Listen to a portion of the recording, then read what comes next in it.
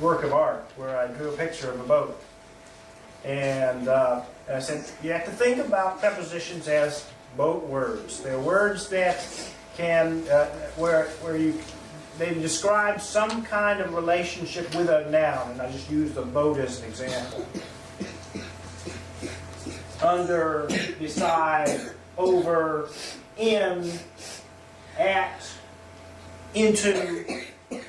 These are the kind of words that are prepositions, and they are the kind of words that you'll find they are throughout the New Testament. They're short words, easy to memorize, easy to learn, and aside from one little problem, they're simple. But there is one little problem attached. Not like conjunctions. Conjunctions usually retain their same meaning wherever they are. Prepositions, however, change their meaning depending on the words that are around them. They're like chameleons, the lizard that changes color to fade into its background. Well, prepositions change their meaning around certain kind of words or around the structure of the sentence. And I can only give you examples to show you how this is done. But we're going to go through some prepositions and see how this works out. First off, though, I'm going to start it with there are a few prepositions that, like conjunctions, they remain the same. They don't change their meaning because they're only found in one case.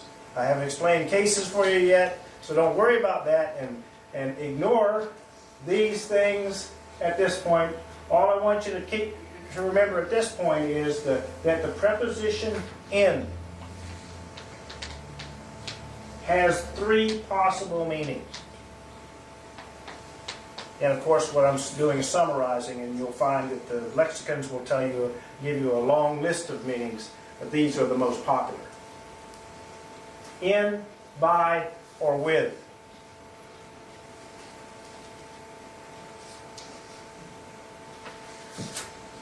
And as I did before, what I'm wanting to do is show you these words in action. So let's take a look at in context. Here's a phrase that appears in Matthew 8:24.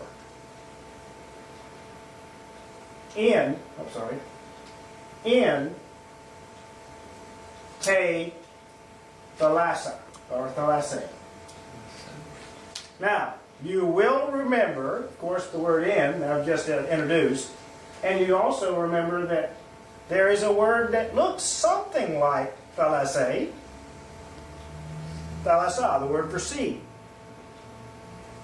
Now, this is what I'm telling you, why I'm telling you that the words around prepositions are going to change, and that will reflect the meaning of the word. Now, you have to get used to that. Every noun that you see in the vocabulary list is going to have a lot of different forms. Somewhat like the verb to be. Remember, the verb to be is in the first person is am, and then is, and are, and were.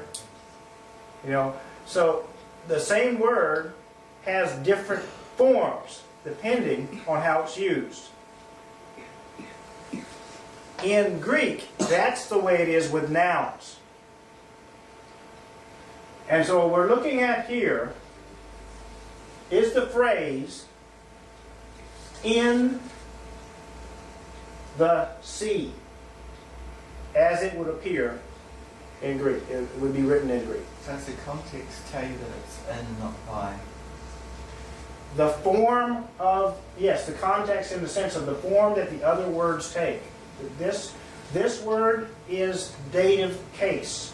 This word is dative case. So we take that word in, and it does tell you. But, you're right, even with that, you've got those three options in the dative. So how do you know? Well, the answer is, yes, it's context.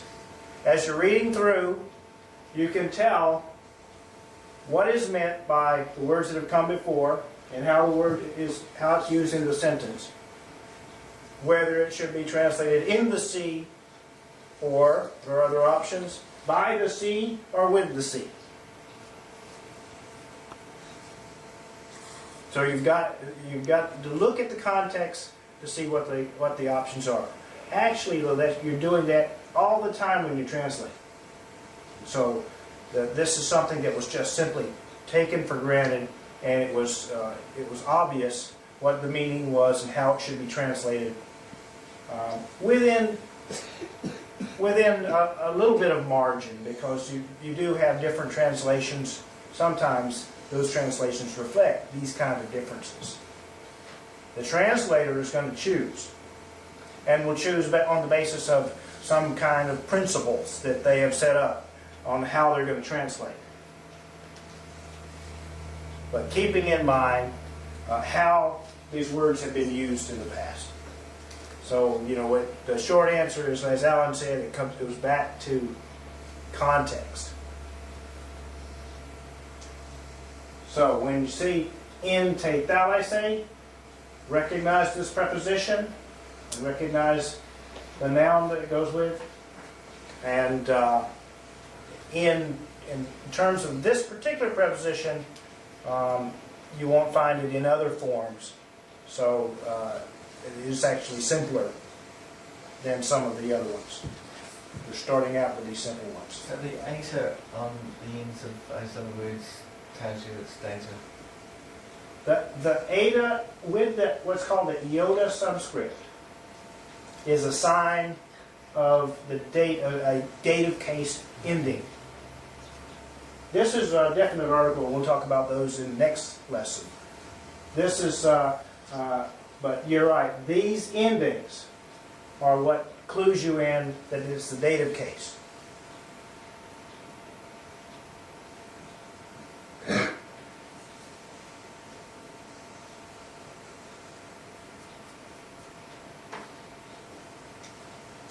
Okay, here's the same word, and also, of course, all of these are going to be dative case because n only shows up in the dative case.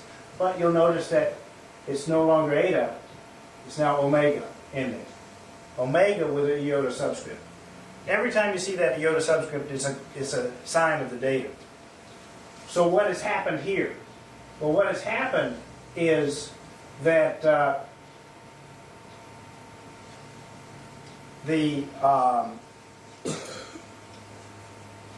this particular form of both the definite article and the noun is a different gender. The eta ending was a feminine gender. The omega ending a masculine. Both dative, but this one is masculine, the other was feminine. Ployo. What is that a form of? Boats, or ployon, yes. Ployon. So, in to ployo means in the boat.